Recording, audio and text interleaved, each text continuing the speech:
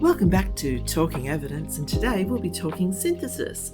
I'm Dr. Sonia Hines, and I'm here with Dr. Romy discussing using the PICO framework to formulate a question. Just about everyone has heard about this question framework, PICO, but have seen it misused so often.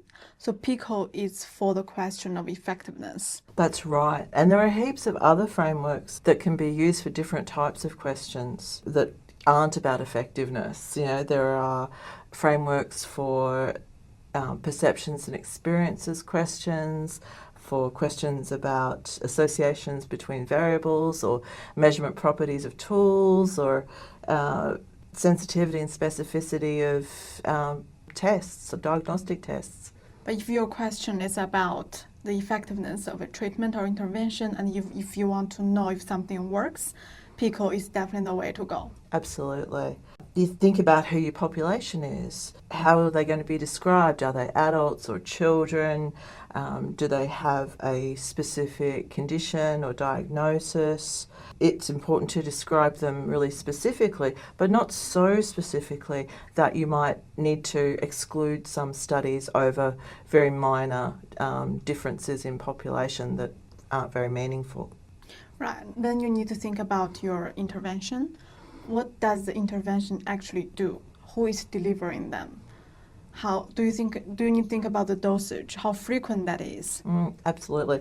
Dose might not even mean milligrams of a drug. It might be hours of therapy or number of appointments or one of any other many things. Then you need to think about your comparator. This is where many people get confused, and this is where also you could be a bit broad actually.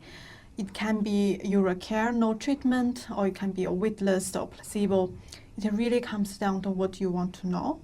Do you want to know which of the two interventions works better, or you want to know if something works at all regardless of what it's compared to?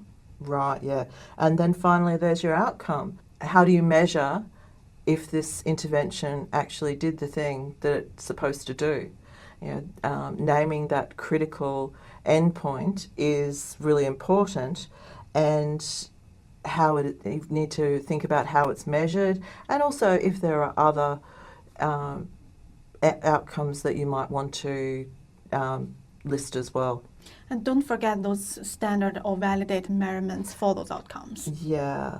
Once you've got an idea of your PICO question, then it's always a good idea to go and have a look at the literature, see whether there is actually literature that uses all of those elements, and then see whether there are perhaps other terms, and then you can begin your inclusion criteria.